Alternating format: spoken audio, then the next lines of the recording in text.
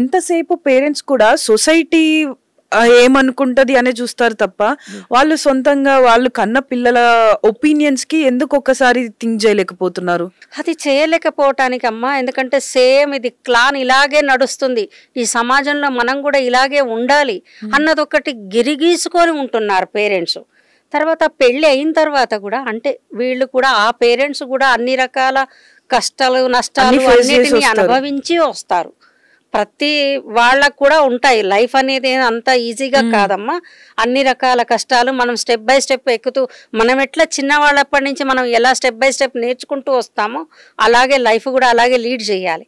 అలాంటి లైఫ్ను లీడ్ చేయటానికి వీళ్ళు అతిగా పేరెంట్స్ ఇంటర్ఫియర్ అవుతున్నారు. పిల్లలకు సరే పెళ్ళిళ్ళు చేసినారు, అంతవరకు వదిలేయండి, వాళ్ళు జాబులు చూపించారు, వాళ్ళను ఒక ఉద్యోగస్తులు చేశారు, వాళ్ళకి పెళ్లి చేశారు, వాళ్ళ లైఫ్ వాళ్ళు లీడ్ చేస్తారు, అంతవరకు వదిలేయకుండా అతిగా ఇన్వాల్వ్మెంట్ పెద్దవాళ్ళది ఉంటుంది.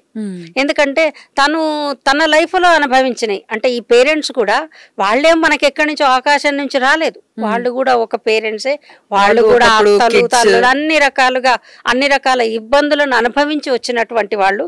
వాళ్ళ అనుభవంతో ఏం చేస్తారంటే ఇది మా పిల్లలకు జరగొద్దు అని అనుకొని అతిగా ఇన్వాల్వ్ అయిపోతున్నారు. వీళ్ళ లైఫ్లలో ఇన్వాల్వ్ అయ్యే వరకు వీళ్ళు ఏం చేస్తున్నారు, అటు ఏది కరెక్ట్ అన్నది వాళ్ళు తెలుసుకోలేకపోతున్నారు. కన్ఫ్యూజన్. ఎందుకంటే 25 ఏళ్ల వరకు పెంచిన అమ్మా నాన్న వాళ్ళతో ఉన్న రిలేషను సడన్గా ఒక వేరే వ్యక్తి వేరే క్లాన్లో వేరే ఫ్యామిలీలోకి వచ్చి అక్కడ మనం అడ్జస్ట్ కావాలి అని అంటే ఎలా ఉండాలి అన్నది అది వాళ్ళిద్దరికి ఉండాల్సిన అవగాహన, కానీ మనం ఇంకొకళ్ళని చెప్పేది అది కాదు.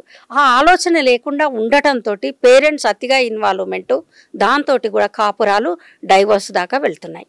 ప్రజల చేతిలో గాంధీవం, అక్రమార్కుల పాలట పాశుపతాస్త్రం. తెలుగువారి మనస్సాక్షి సాక్షి టీవీ. సాక్షి టీవీ ప్రసారాల కోసం వెంటనే మీ లోకల్ కేబుల్ ఆపరేటర్ని సంప్రదించండి.